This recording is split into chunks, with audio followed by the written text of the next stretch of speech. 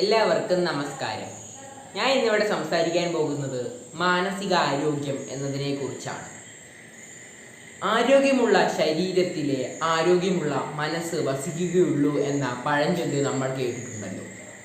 അപ്പോൾ ആരോഗ്യമുള്ളൊരു ശരീരം എന്ന് പറയുമ്പോൾ അതിൽ നമുക്ക് പനിയുണ്ടോ, അതുപോലെ തന്നെ എന്തെങ്കിലും നമ്മുടെ കൈ ഒടിഞ്ഞിട്ടുണ്ടോ, അത് മാത്രമല്ല നോക്കുന്നത്, നമ്മുടെ മാനസികാരോഗ്യം കൂടി അതിൽ ഉൾപ്പെടുന്നുണ്ട്. നമ്മൾ പനി വന്നാൽ ഡോക്ടറെ കാണിക്കുന്നു, അതുപോലെ തന്നെ നമ്മുടെ കൈ ഒടിയുകയാണെങ്കിൽ നമ്മൾ ആശുപത്രിയിൽ പോകുന്നു. പക്ഷേ എങ്കിൽ നമുക്ക് മാനസികമായി വല്ല പ്രശ്നവും വരികയാണെങ്കിൽ നമ്മൾ ആരോടൊന്നും തുറന്നു പറയാതെ അത് നമ്മുടെ ഉള്ളിൽ തന്നെ വെക്കുകയാണ് ചെയ്യുന്നത്. അതുതന്നെയാണ് ഏറ്റവും വലിയ പ്രശ്നമായി തീരുന്നത്. നമ്മൾ അത് ഉള്ളിൽ വെക്കുകയാണെങ്കിൽ നമുക്ക് അത് വളരെ നമുക്ക് സങ്കടം ഉണ്ടാവുകയും അങ്ങനെ നമ്മുടെ ഉള്ളിൽ സമ്മർദ്ദം ഉണ്ടാക്കാനും അത് കാരണമായി തീരുന്നു. അപ്പോൾ മാനസികാരോഗ്യം എന്ന് പറയുന്നത് ഒരിക്കലും ഒരു ചെറിയ കാര്യമല്ല. അത് നമുക്ക് പല രീതിയിലും നമുക്ക് തടയാൻ കഴിയും. അതിനെ നമുക്ക് തടയാൻ കഴിയുന്ന രീതി എന്ന് പറയുമ്പോൾ നമ്മൾ കൂടുതൽ വീട്ടുകാരുമായും സുഹൃത്തുക്കളുമായും കൂടുതൽ സന്തോഷകരമായി ഇടപെടുക എന്നതാണ്. അതുപോലെ തന്നെ മൊബൈൽ ഉപയോഗം കുറയ്ക്കുക എന്നതുമുണ്ട്. മൊബൈൽ ഉപയോഗം കുറയ്ക്കുക എന്ന് പറയുമ്പോൾ നമ്മൾ ഇപ്പോൾ റീലുകളിലും ഒക്കെ കാണുമ്പോൾ എല്ലാവരും ആഡംബരമായിട്ടുമൊക്കെ ജീവിക്കുമ്പോൾ എനിക്കതില്ലല്ലോ എന്ന് കരുതി നമ്മുടെ മനസ്സിൽ വിഷമം വരുന്നു. അപ്പോൾ നമ്മൾ മൊബൈൽ ഉപയോഗം കുറയ്ക്കുകയാണെങ്കിൽ നമുക്ക് ആ സമ്മർദ്ദം കുറയ്ക്കാൻ കഴിയും. പിന്നീട് നമ്മൾ പുസ്തകങ്ങൾ വായിക്കുക, സംഗീതം കേൾക്കുക, അതുപോലെ തന്നെ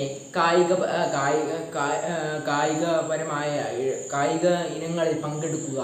ഇങ്ങനെയൊക്കെ ചെയ്യുകയാണെങ്കിൽ നമുക്ക് നമ്മുടെ മാനസിക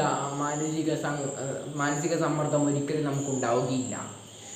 അപ്പോൾ നമ്മൾ ഈ കാര്യങ്ങളൊക്കെ ശ്രദ്ധിക്കുകയാണെങ്കിൽ നമുക്ക് മാനസികാരോഗ്യം മുന്നോട്ട് കൊണ്ടുപോകാൻ കഴിയും.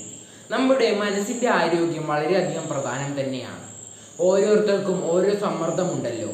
ഇപ്പോൾ വിദ്യാർത്ഥികൾക്കാണ് ഇപ്പോൾ ഏറ്റവും കൂടുതൽ സമ്മർദ്ദം നമുക്ക് കാണാൻ കഴിയും. കാരണം രാവിലെ മുതൽ വൈകുന്നേരം വരെ സ്കൂളിൽ പഠിച്ചു കഴിഞ്ഞ ശേഷം വൈകുന്നേരമായാൽ ട്യൂഷനായിരിക്കും. ആ ട്യൂഷൻ കഴിഞ്ഞ് വൈകുന്നേരം ഒരു 6 മണിയൊക്കെ ആയി എത്തുമ്പോൾ വീണ്ടും വീട്ടിലിരുന്ന് പഠിക്കണം. പിന്നീട് അധ്യാപകരുടെയും ഒക്കെ മറ്റു കുട്ടികളുമായുള്ള കമ്പയറും ഒക്കെ ആകുമ്പോഴേക്കും കുട്ടികൾക്ക് വളരെയധികം സമ്മർദ്ദം തന്നെയായിരിക്കും അതിലൂടെ ഉണ്ടായിരിക്കുക. അപ്പോൾ അതുകൊണ്ടാണ് ഇപ്പോൾ നമ്മുടെ സ്കൂളുകളിലുമൊക്കെ PT എന്ന് പറയുന്ന ഒരു സംവിധാനം കൊണ്ടുവന്നത്.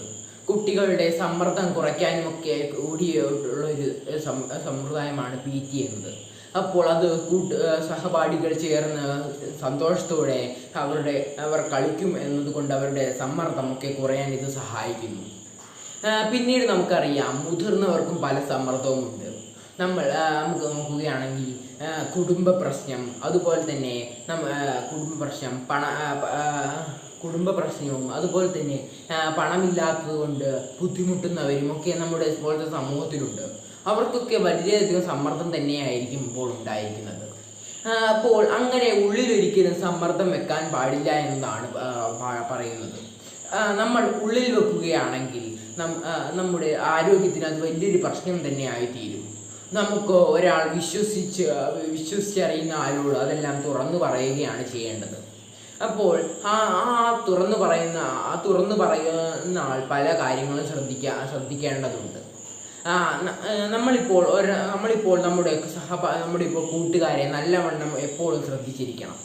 ഇപ്പോൾ ഒരാൾ സന്തോഷത്തോടെ നിൽക്കുകയാണെങ്കിലും അവരുടെ ഉള്ളിൽ വളരെയധികം വിഷമമായിരിക്കും ഉണ്ടായിരിക്കുക.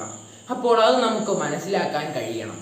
അപ്പോൾ അവരോട് നല്ല രീതിയിൽ ചോദിക്കണം, നല്ല സന്തോഷത്തോടെ ചോദിക്കണം, എന്താണ് പറ്റിയേ, എന്നോട് എല്ലാം തുറന്നു പറയൂ എന്ന് നമ്മൾ സന്തോഷമായവരോട് ചോദിക്കണം.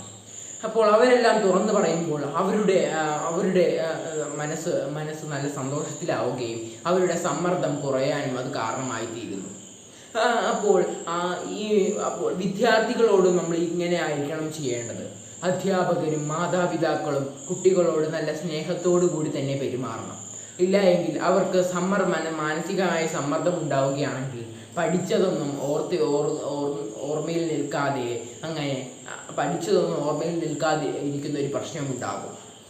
അപ്പോൾ വിദ്യാർത്ഥികൾ ഈ നേരിടുന്ന വലിയൊരു പ്രശ്നം അതിൽ നിന്ന് മാറ്റാൻ ഇത് സഹായകരമാകുന്നു. പിന്നീട് ഇപ്പോൾ നമ്മൾ നോക്കുകയാണെങ്കിൽ സ്കൂളുകളിലുമൊക്കെ വിദ്യാർത്ഥികളെ സഹായിക്കാൻ വേണ്ടി കൗൺസിലിംഗ് എന്ന് പറയുന്ന ഒരു സംവിധാനം കൊണ്ടുവന്നിട്ടുണ്ട്. അത് കുട്ടികളുടെ സമ്മർദ്ദമൊക്കെ അറിഞ്ഞ് അവർക്ക് പരിഹാരം കൊടുക്കാൻ വേണ്ടിയുള്ള ഒരു സംവിധാനമാണ് കൗൺസിലിംഗ് എന്നത്. അപ്പോൾ ഇത് കുട്ടികൾക്ക് നല്ലൊരു ഉപകാരപ്രദമായ ഒരു കാര്യം തന്നെയാണ്. അപ്പോൾ ഇത്രയും പറഞ്ഞുകൊണ്ട് ഞാൻ എൻ്റെ പ്രസംഗം നിർത്തുന്നു. നന്ദി.